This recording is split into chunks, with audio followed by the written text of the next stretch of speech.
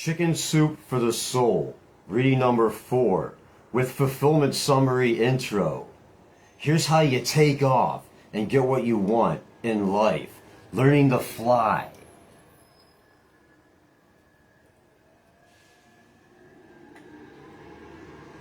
True empowerment comes when we start to look deeply at our beliefs.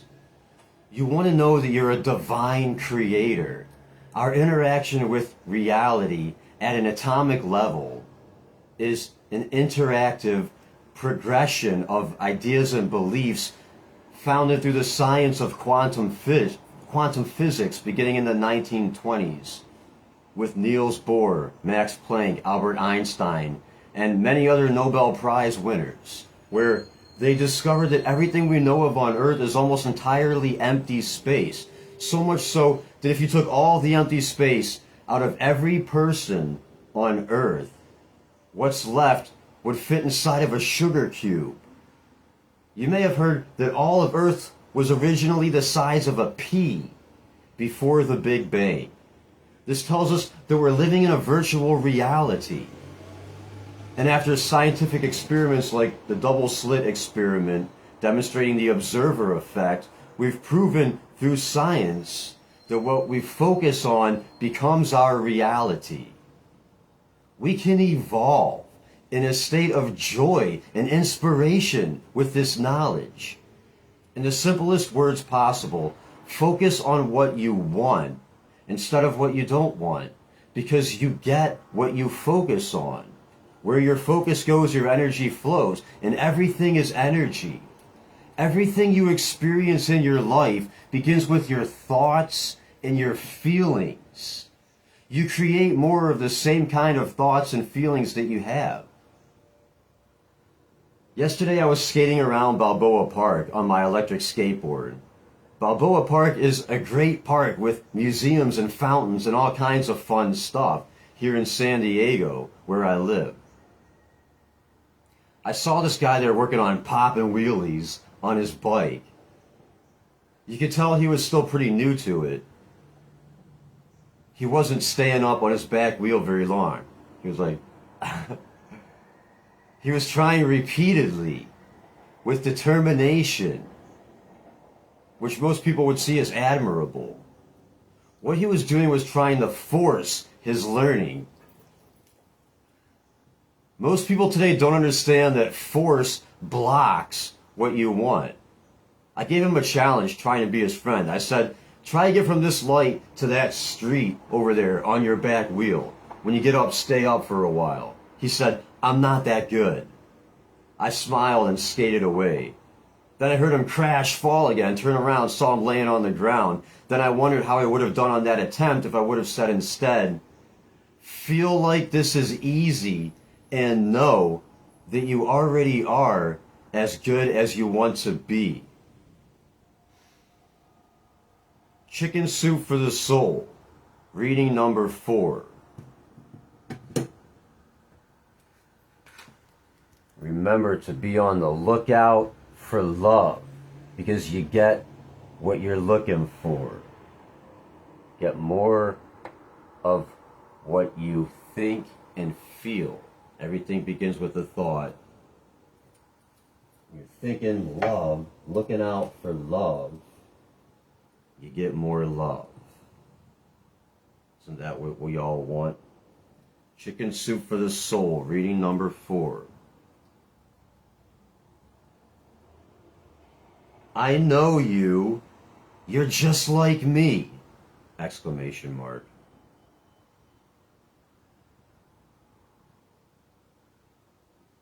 One of our closest friends is Stan Dale. Stan teaches a seminar on love and relationships called Sex, Love, and Intimacy. Several years ago, in an effort to learn what the people in the Soviet Union were really like, he took 29 people to the Soviet Union for 2 weeks. And this book was published in, 1991 or something like that? Let me see.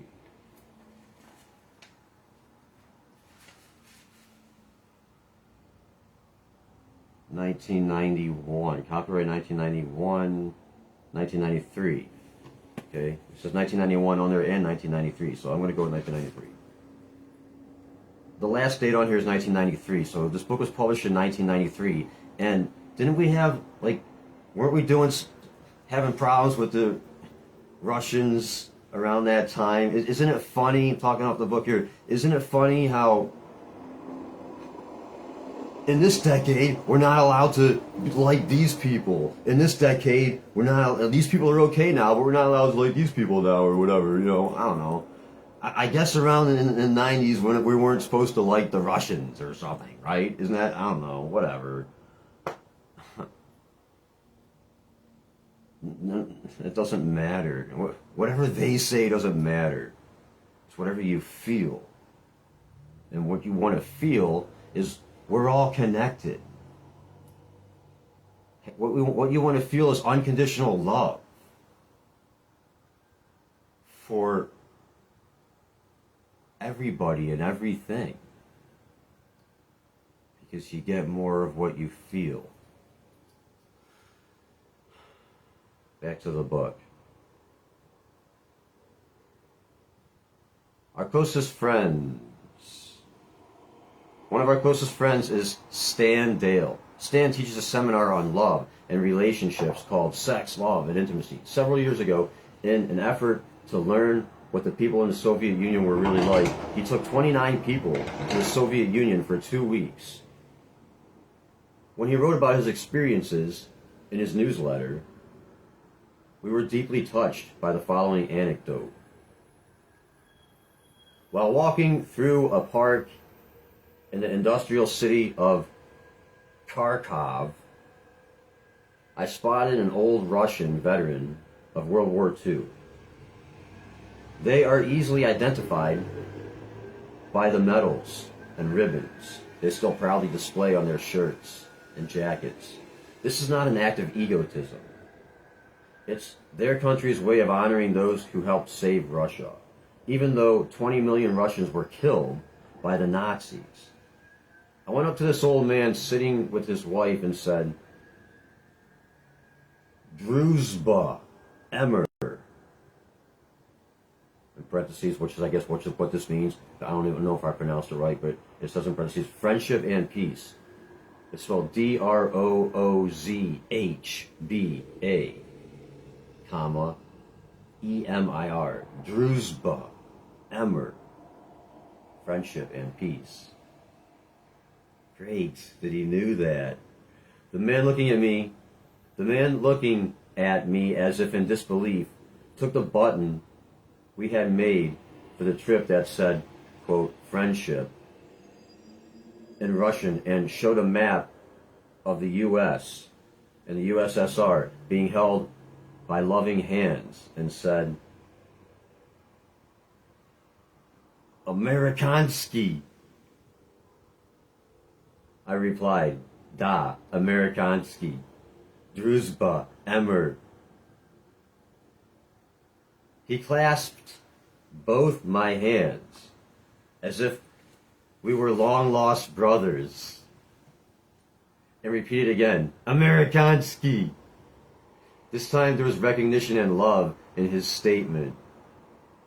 For the next few minutes, he and his wife spoke in Russian as if I understood every word, and I spoke English as if I knew he would understand. You know what? Neither of us understood a word, but we surely understood each other.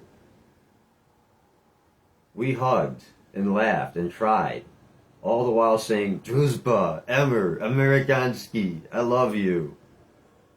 I am proud to be in your country. We do not want war. Italicized. I love you! Exclamation mark. After about 5 minutes, we said goodbye, and the 7 of us in our little group walked on. About 15 minutes later, some considerable distance on, this same old veteran caught up with us. He came up to me, took off his capitalized Order of Lenin medal, probably his most prized possession, and pinned it to my jacket. He then kissed me on the lips and gave me one of the warmest, most loving hugs I have ever received. Then we both cried, looked into each other's eyes for the longest time, and said, Das Vidanya, goodbye.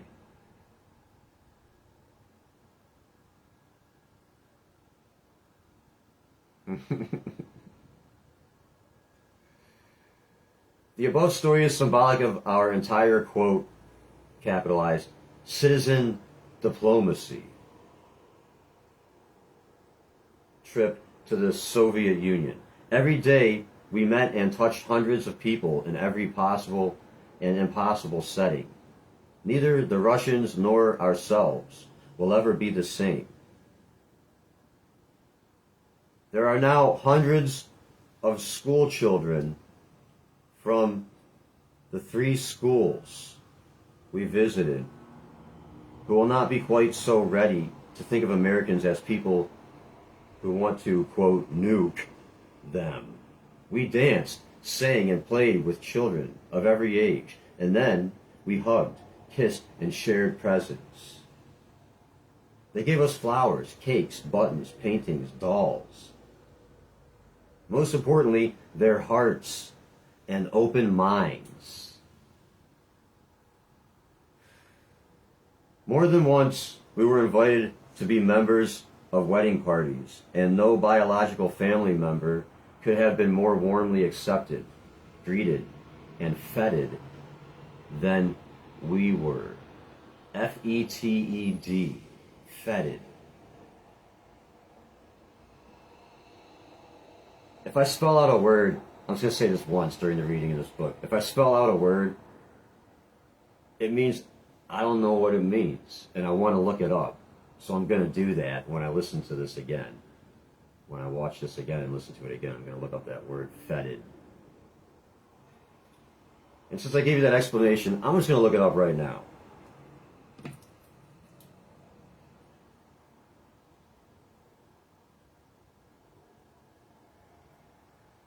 Feted. Definition. I paused my recording, by the way. This isn't, okay, just pause here. I'm pausing, pause on the recording. My recording is going to be a little bit shorter. My audio recording is going to be a little bit shorter than my video recording now. Okay. Did I spell it right? Feted? Where was I? Hug, kissed, wonderful, drank, talked, go, right, ate, drank, talked, passionate, or what? Room. No, I wasn't there yet. Give most flower cake. More than once. Parties, no biological family member could have been more warmly accepted, greeted, and feted. F-E-T-E-D. F-E-T-I-D. I didn't think so. F-E-T. It says F-E-T-E-D in the book. F-E-T-E. F-E-T-E-D. Feted definition. Honor. Or entertain someone lavishly. Feted means to honor or entertain someone lavishly.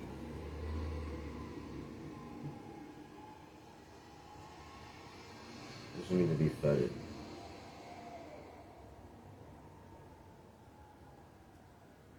Celebrated or entertained at a special event.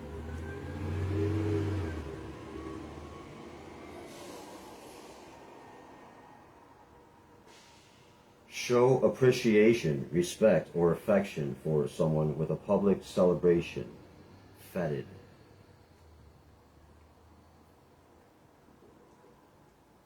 Good word.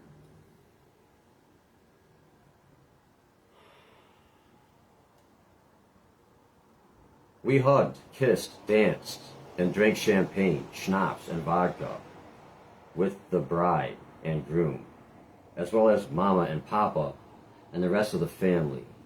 In Kursk, we were hosted by 7 Russian families who volunteered to take us in for a wonderful evening of food, drink, and conversation. 4 hours later, none of us wanted to part. Our group now has a complete new family in Russia. The following night, quote, our family was feted by us at our hotel. The band played until almost midnight, and guess what? Once again we ate, drank, talked, danced, and cried. When it came time to say goodbye, we danced every dance as if we were passionate lovers, which is exactly what we were. I could go on forever about our experiences, and yet there would be no way to convey to you exactly how we felt. How would you feel when you arrived at your hotel in Moscow if there were a telephone message waiting for you written in Russian from Mikhail Gorbachev's office saying he regretted he could not meet with you in 1993, saying he regretted he could not meet with you that weekend because he would be out of town. But instead, he had arranged for your entire group to meet for 2 hours in a roundtable discussion with about a half dozen members of this capitalized Central Committee. We had an extremely frank discussion about everything, including sex. How would you feel if more than a dozen old ladies wearing bubashkas came down from the steps of their apartment buildings and hugged and kissed you? I'm going to guess a bubashka is one of those big fuzzy hats, those big tall fuzzy hats that Russians like to wear. How would you feel when your guides, Tanya and Natasha, told you and the whole group that they had never seen anyone like you? And when we left, all 30 of us cried because we had fallen in love with these fabulous women, and they with us. Yes, how would you feel? Probably just like us.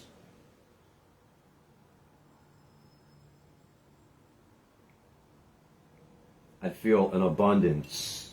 I would want to dance, feeling an abundance of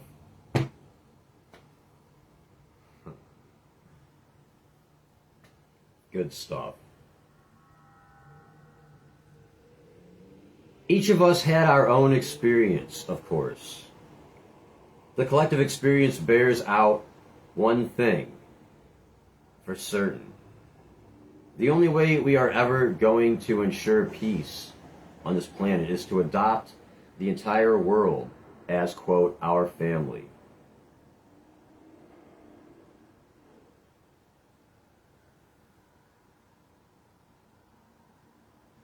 We are going to have to hug them and kiss them and dance and play with them. And we are going to have to sit and talk and walk and cry with them. Because when we do, we'll be able to see that indeed everyone is beautiful and we all complement each other so beautifully.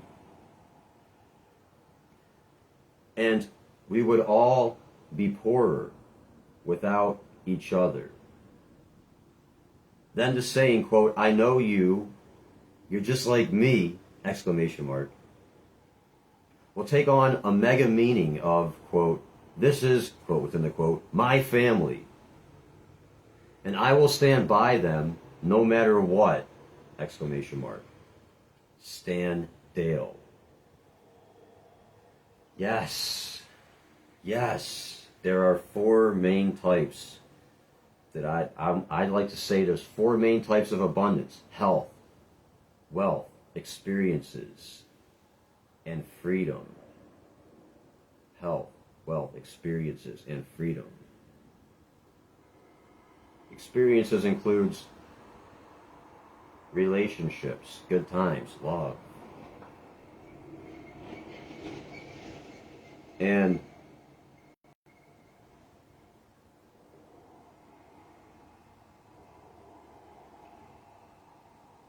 when we can see that indeed everyone is beautiful and we all complement each other so beautifully,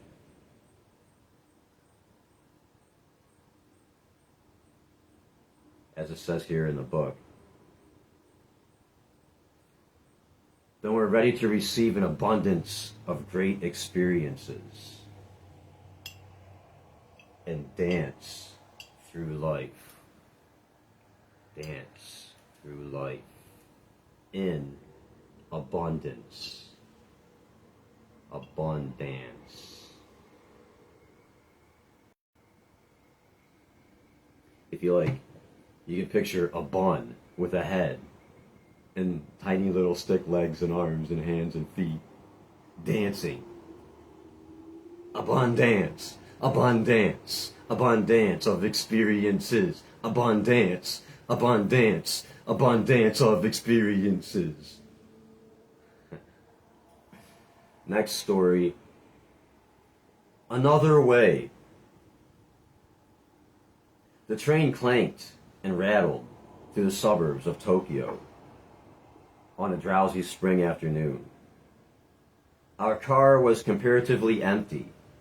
A few housewives with their kids in tow. Some old folks going shopping. I gazed absently at the drab houses and dusty hedgerows. Hedgerows. Hedgerows.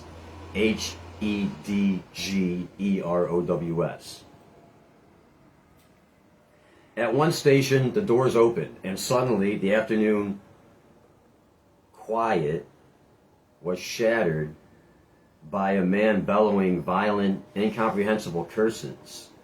The man staggered into our car. He wore laborer's clothing and was big, drunk, and dirty. Screaming, he swung at a woman holding a baby. The blow sent her spinning into the laps of an elderly couple. It was a miracle that the baby was unharmed. Terrified, the couple jumped up and scrambled toward the other end of the car. The laborer aimed a kick at the retreating back of the old woman and missed as she scuttled to safety. This so enraged the drunk that he grabbed the metal pole in the center of the car and tried to wrench it out of its stanchion. Stanchion. Stanchion.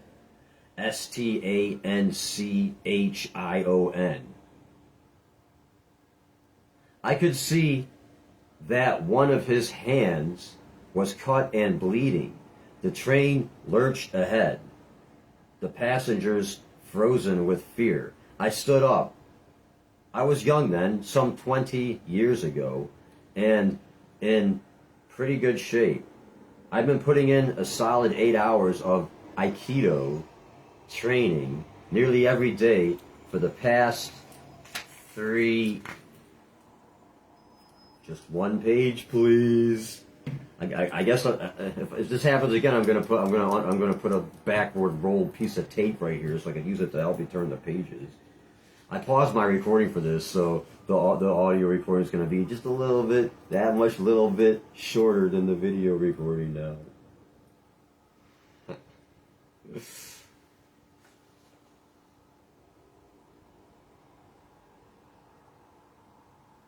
I've been putting in a solid 8 hours of Aikido training nearly every day for the past 3... One page.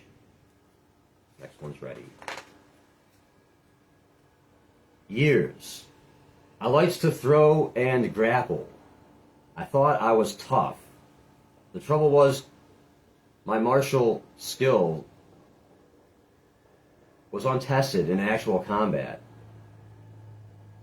As students of Aikido, we were not allowed to fight. Quote, Aikido, my teacher had said again and again, quote, is the art of reconciliation. I want to say on this real quick, I read the book Aikido in Everyday Life. And that is a great book. Aikido in Everyday Life is a great book.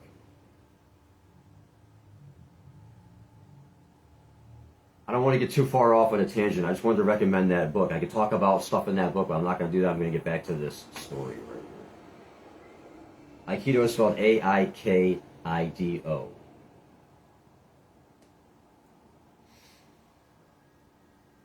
And I'll put the authors in the comment when I watch this video later.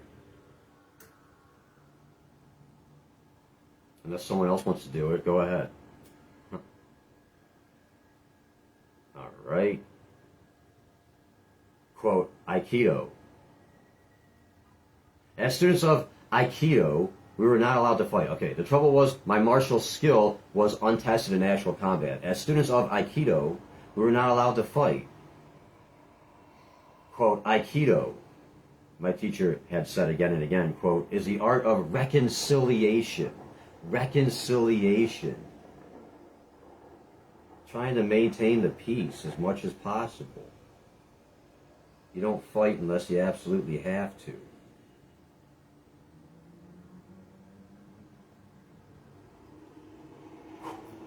You missed. You missed again. You missed. I love you. Oh, you missed again. Oh, you keep attacking me, and I'm running away from you, but you keep attacking me. I'm trying to avoid you. Now I have to punch you.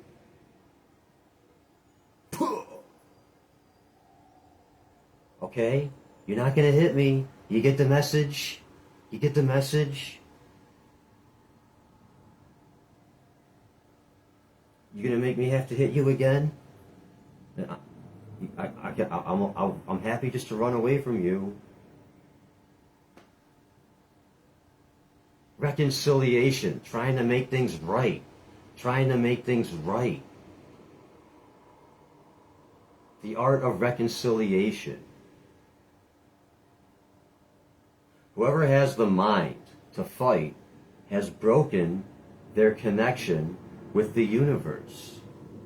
If you try to dominate people, you're already defeated.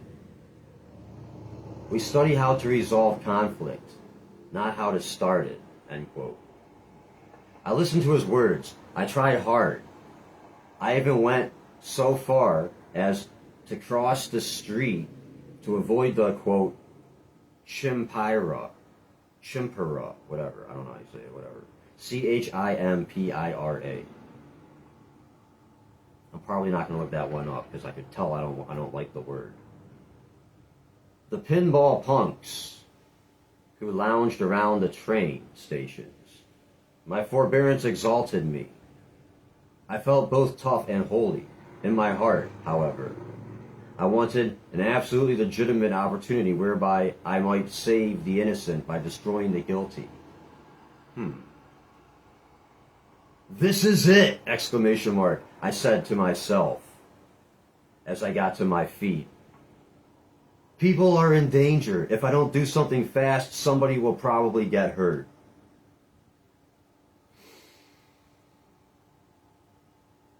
Seeing me stand up, the drunk recognized a chance to focus his rage. Aha! He roared. A foreigner! You need a lesson in Japanese manners. I held on lightly to the commuter's strap overhead and gave him a slow look of disgust and dismissal.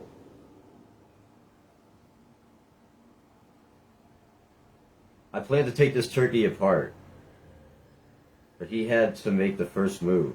I wanted him mad, so I pursed my lips and blew him an innocent kiss. All right, he hollered, you're gonna get a lesson. He gathered himself for a rush at me. A fraction of a second before he could move, someone shouted, "Hey!" It was ear-splitting. Hey! It was ear-splitting. I remember the strangely joyous, lilting quality, Lilting, quality of it, as though you and a friend had been searching diligently for something, and he had suddenly stumbled upon it. Hey! I paused my audio recording to tell you, when I spell a word, if anybody wants to go ahead and if you know the answer, go ahead and throw the definition in the comments. Lilting, whatever, put it in there. Lilting means, that would be great. Go for it.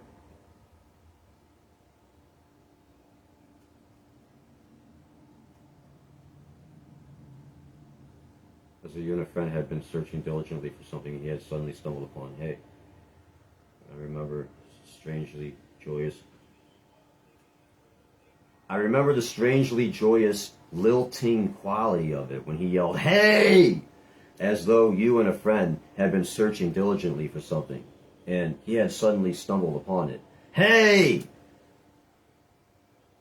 I wheeled to my left. The drunk spun to his right. We both stared down at a little old Japanese man. He must have been well into his 70s. This tiny gentleman sitting there immaculate in his kimono. He took no notice of me, but beamed delightedly at the laborer as though he had a most important, most welcome secret to share. "Come here," the old man said in an easy vernacular, beckoning to the drunk. Come here and talk with me." He waved his hands lightly. The big man followed, as if on a string. He planted his feet belligerently in front of the old gentleman and roared above the clacking wheels. Quote, "Why the hell should I talk to you?" The drunk now had his back to me. If his elbow moved so much as a millimeter, I'd drop him in his socks.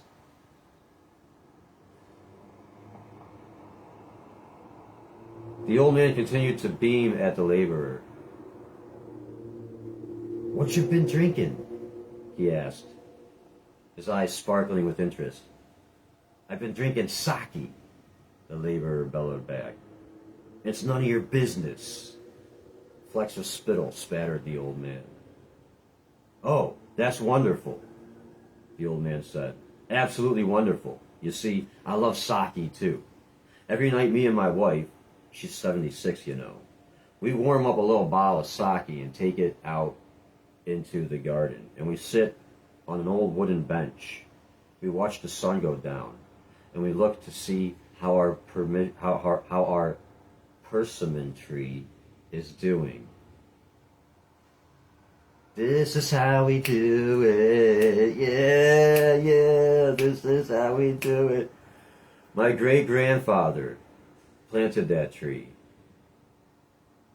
And we worry about whether it will recover from those ice storms we had last winter. Our tree has done better than I expected, though, especially when you consider the poor quality of the soil.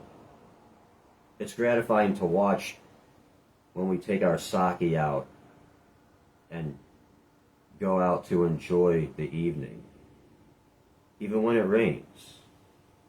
Exclamation mark. End quote.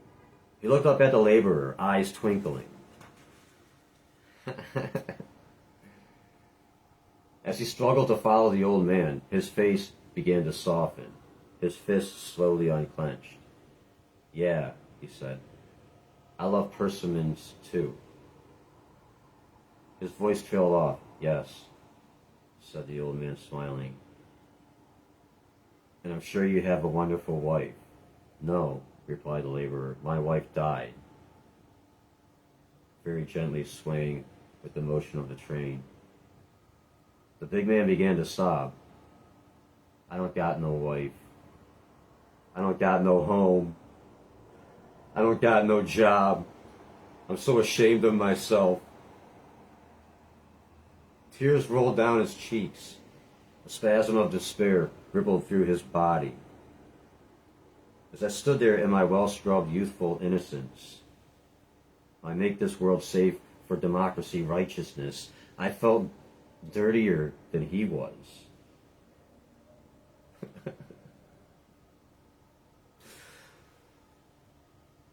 Then the train arrived at my stop. As the doors opened, I heard the old man cluck sympathetically. My, he said. That is a difficult predicament indeed. Sit down here and tell me about it.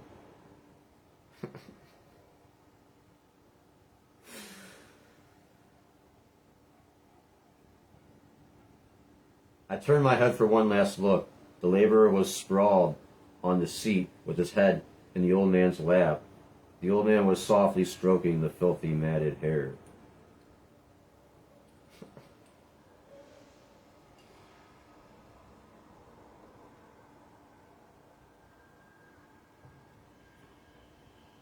As the train pulled away, I sat down on a bench in the station. What I had wanted to do with muscle had been accomplished with kind words. I had just seen Aikido in action, and the essence of it was love. I would have to practice the art with an entirely different spirit. It would be a long time before I could speak about the resolution of conflict. Terry Dobson.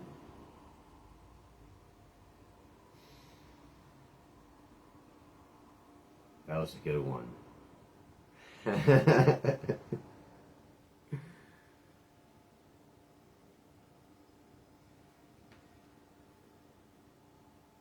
Next story is titled The Gentlest Need.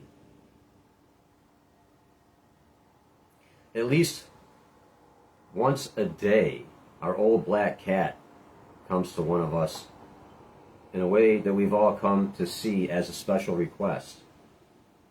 It does not mean he wants to be fed or to be let out or anything of that sort. His need is for something very different.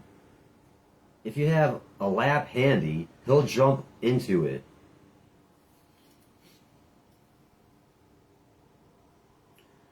You know what? I'm going to go ahead and say some things about that book, Aikido in Everyday Life, before I get into this story about this cat or whatever, the gentlest need that the cat wants.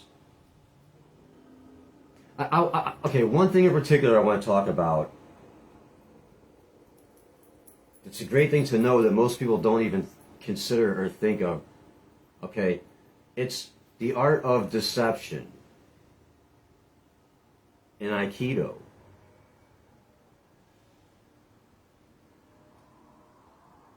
I'm all about building trust in people.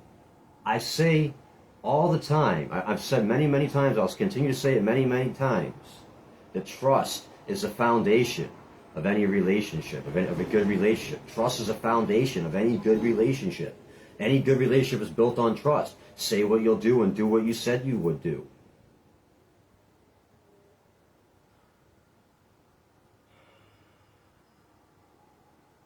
And I don't lie to people. I'm an open book. I don't lie to people. I am an open book. I say what's up.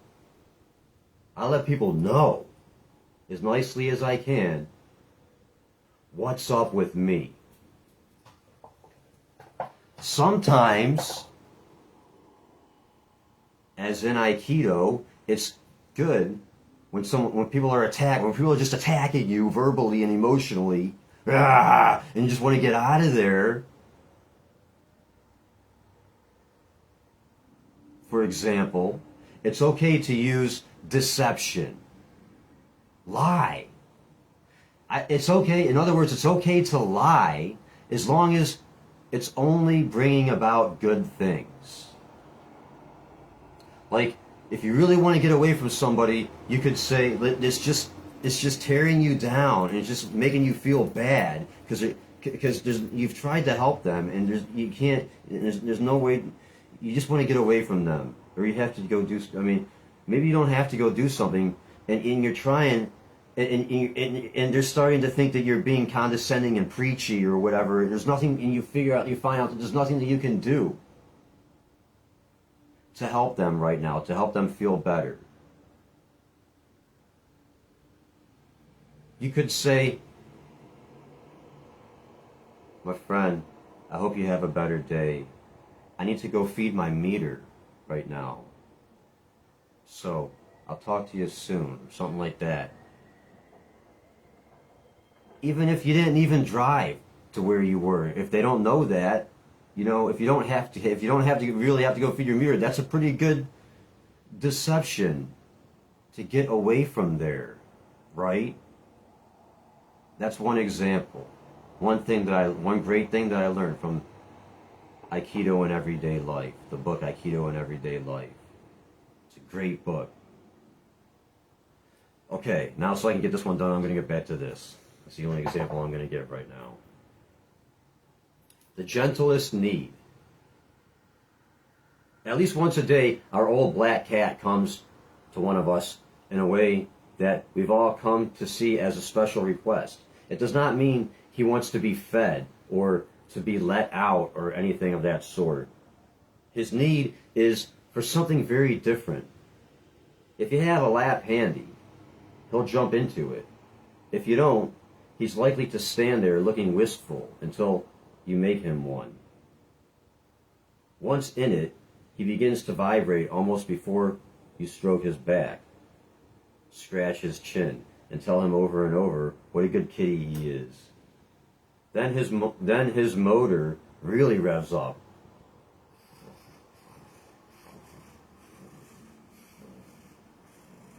He squirms to get comfortable. He, quote, makes big hands.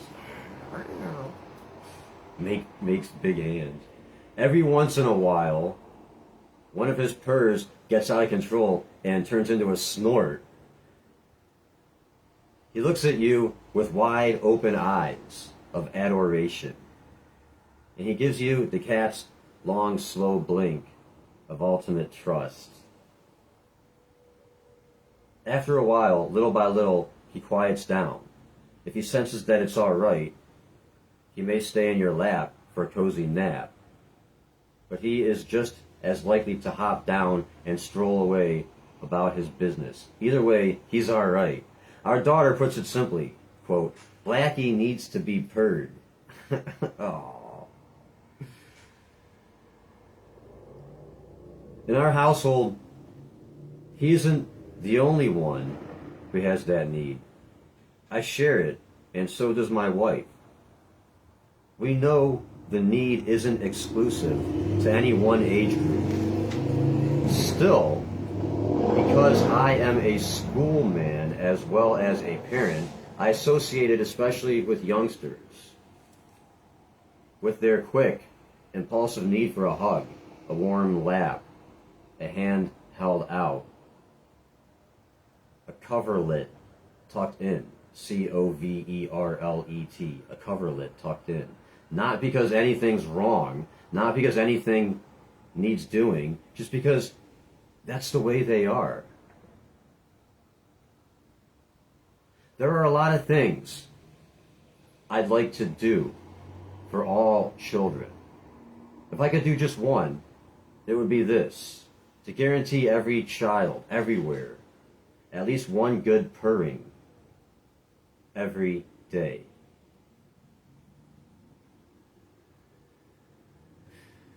Kids, like cats, need time to purr. Fred T. Wilhelms.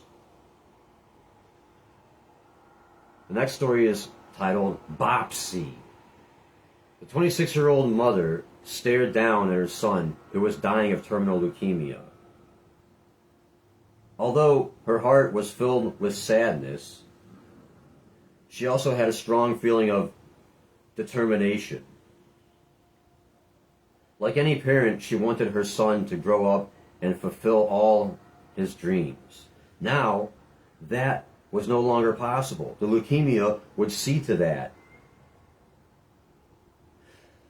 She still wanted her son's dreams to come true. She took her son's hand and asked, Bopsy, did you ever think about what you wanted to be when you grew up? Did you ever dream and wish about what you would do with your life? Mommy, I always wanted to be a fireman when I grew up. Fireman when I grew up. Mom smiled back and said, let's see if we can make your wish come true.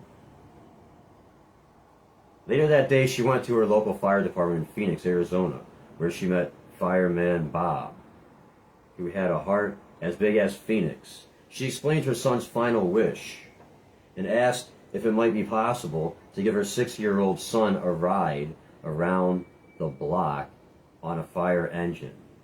Did it cure his leukemia? Wouldn't that be a great story if everybody on the fire department, maybe, let's see. Fireman Bob said, quote, "Look, we can do better than that.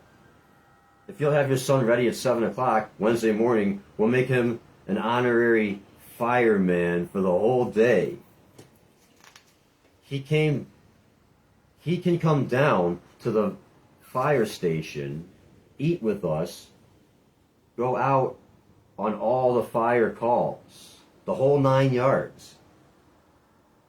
And if you'll give us his sizes, we'll get a real fire uniform made for him with a real fire hat, not a toy one, with the emblem of the Phoenix Fire Department on it.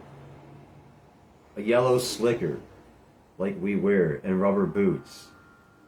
They're all manufactured right here in Phoenix, so we can get them fast." 3 days later, Fireman Bob picked up Bopsy, dressed him in his fire uniform, and escorted him from his hospital bed to the waiting hook and ladder truck. Bopsy got to sit up on the back of the truck and help steer it back to the fire station. He was in heaven. There were 3 fire calls in Phoenix that day, and Bopsy got to go out on all 3 calls. He rode in the different fire engines, the paramedics' van, and even the fire chief's car. He was also videotaped for the local news program. Having his dream come true with all the love and attention that was lavished upon him so deeply touched Bopsy that he lived 3 months longer than any doctor thought possible. One night, all of his vital signs began to drop dramatically, and the head nurse, who believed in the hospice concept, that no one should die alone, began to call the family members to the hospital. Then she remembered the day Bopsy had spent as a fireman. So she called the fire chief and asked if it would be possible to send the fireman in uniform to the hospital to be with Bopsy as he made his transition. The chief replied, "We can do better than that. We'll be there in 5 minutes. Will you please do me a favor?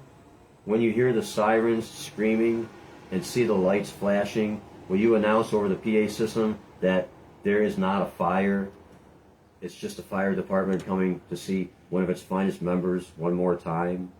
And will you open the window to his room? Thanks."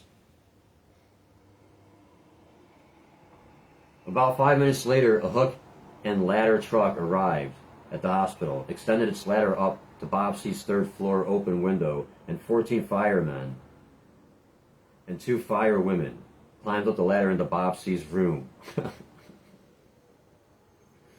With his mother's permission, they hugged him and held him and told him how much they loved him. With his dying breath, Bopsy looked up at the fire chief and said, "Chief, am I really a fireman now?" "Bopsy, you are," the chief said. With those words, Bopsy smiled and closed his eyes for the last time. Jack Canfield and Mark V. Hansen. I guess it was just his time. It was Bopsy's time to go. There was nothing that anybody could do about it. It was just Bopsy's time. Look at all the compassion he brought to that fire department. And that whole, anybody who watched, who knew about it. Look at how much bigger the hearts grew from everybody who had the pleasure of knowing that story.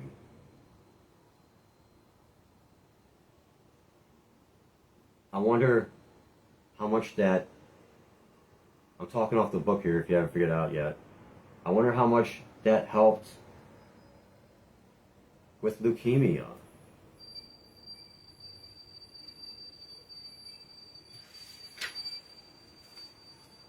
Curing leukemia.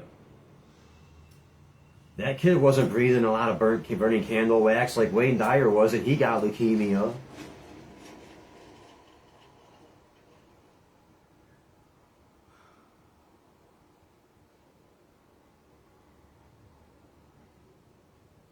Here's a Ziggy cartoon. Ziggy's looking at a box, a big box, looking up at a sign on this big, huge box with an arrow pointing down to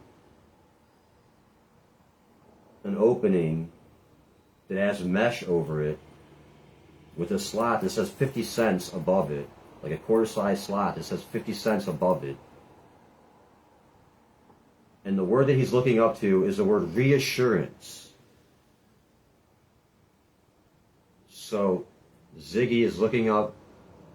So apparently this box, the concept of the cartoon is that when you put 50 cents in this box, somebody tells you something reassuring out of this speaker. You hear a voice that gives you reassurance out of the speaker. The box knows exactly how to give you reassurance with your 50 cents that you put into it. That people would be lined up around the block to put 50 cents into that box all the time.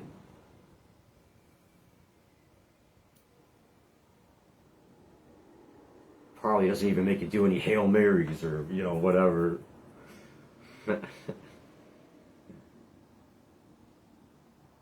Reassurance.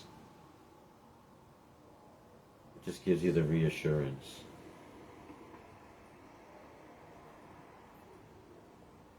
The next story is titled Puppies for Sale. A store owner was tacking a sign above his door that read, quote, "Puppies for sale."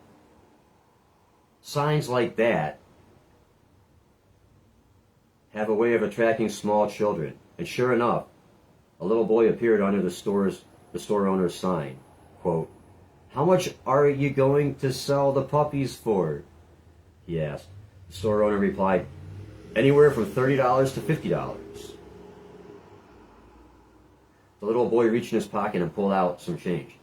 "I have $2.37, he said. "Can I please look at them?"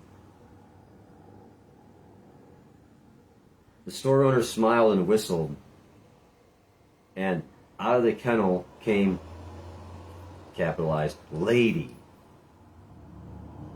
who ran down the aisle of his store, followed by 5 teeny tiny balls of fur. One puppy was lagging considerably behind. Immediately, the little boy singled out the lagging, limping puppy and said, "What's wrong with that little dog?" The store owner explained that the veterinarian had examined the little puppy and had discovered it didn't have a hip socket. It would always limp. It would always be lame. The little boy became excited. "That is the little puppy that I want to buy." The store owner said, "No, you don't want to buy that little dog. If you really want him, I'll just give him to you." Would have been nicer to take the $2.37 from the kid. It would have made him feel good like he actually bought it. I think, don't you think that would have been nicer? I'm talking off the book, obviously, here I'm talking off the book. Don't you think it would be nicer for the shop owner to take the $2.37 from the kid, to make the kid feel, give him a sense of pride? Now I want to talk about pride. Pride is kind of tricky. Because pride is good when you feel it for yourself. Because you can only rise to the opinion of yourself. It helps give you a boost. Sometimes. You don't want to do it too much, though, because it could make you seem conceited. You don't want to be you don't want to look conceited. Pride is almost always good when you have pride for other people. It's much better to have pride for other people than for yourself. You want to be proud of other people. Be as proud of other people as you can for yourself. On David Hawkins' map of consciousness, pride is the one that's right before courage, and courage is the breaking point, calibrating at 200, where you're really starting to get somewhere on your development, on your growth. Okay. The shop owner said, "I'll just give him to you." The little boy got quite upset. He looked straight into the store owner's eyes, pointing his finger, and said, "I don't want you to give him to me. That little dog is worth every bit as much as all the other dogs, and I'll pay full price. In fact, I'll give you $2.37 now, and 50 cents a month until I have him paid for." What a great kid! Wow! The store owner countered, "You really don't want to buy this little dog." "Oh, come on, man. What are you doing to this kid?" "Oh, yes, he does want to buy the dog." Quote, "You really don't want to buy this little dog. He's never going to be able to run and jump and play with you like the other puppies." End quote. To this, the little boy reached down and rolled up his pant leg to reveal a badly twisted, crippled left leg, supported by a big metal brace. He looked up at the store owner and softly replied, "Well, I don't run so well myself, and the little puppy will need someone who understands." Dan Clark, Weathering the Storm. It says underneath Dan Clark's name, italicized, with a capital W and a capital S, Weathering the Storm. But it's called Puppies for Sale. I don't know. Maybe maybe Dan Clark wrote a book called Weathering the Storm, and this is in the book. I don't know. It doesn't say. It just says Weathering the Storm there. Part 2 of the book is titled Learning to Love Yourself.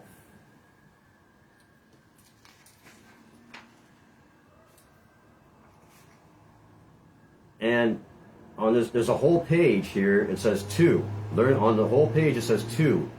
In really huge, all capital letters. Every single letter in this phrase is capitalized. Learning to love yourself. And it's very large and bold-faced. Learning to love yourself. 2. Learning to love yourself. And then underneath that, italicized and centered, looks like a poem. It says, Oliver Wendell Holmes once attended a meeting in which he was the shortest man present.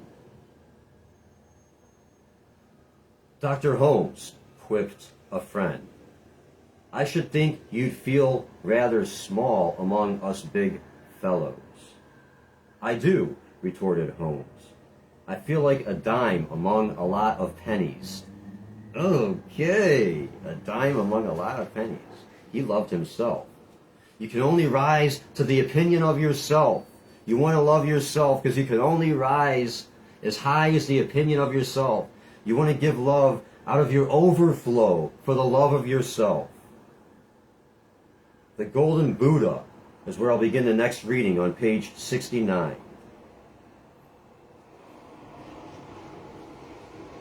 Chicken Soup for the Soul, reading number 4, with fulfillment summary intro. 4. Here's how you take off. Take Do what off. you want in life. Learning to fly.